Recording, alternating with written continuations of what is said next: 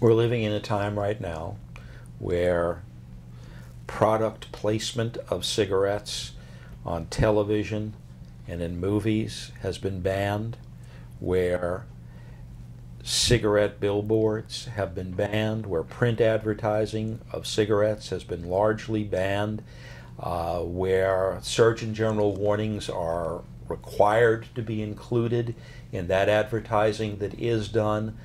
But there was a very, very different time not so long ago when the tobacco industry did an absolutely amazing public relations job by buying the endorsements of sports figures, by buying the endorsements of recording artists and television and movie stars.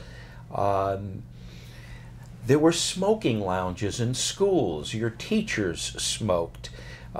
We try cases in courtrooms today where the idea that anyone would be smoking indoors is just beyond comprehension, but cases being tried in those same courtrooms in the 1950s would have ashtrays lined up in front of the jurors, and the judge would be sitting on the bench and would be smoking.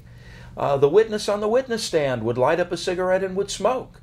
So it is an important part of the task that we face when we are attempting to present our cases to a jury, to bring that jury back in time so that they can understand the mindset of the 13-year-old now deceased smoker who began smoking at age 13 and continued for 40 or 50 years, even after warnings were placed on the packages, to communicate to that jury how something like that could happen, when jurors today obviously have a very different mindset and a different appreciation of the dangers of smoking that just did not exist 50 years ago.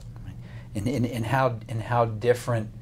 Jack talked about athletes, celebrities, cigarette advertisers and advertisements use doctors.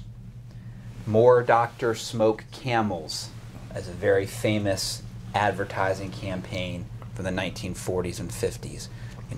30,000 physicians prefer Lucky Strike.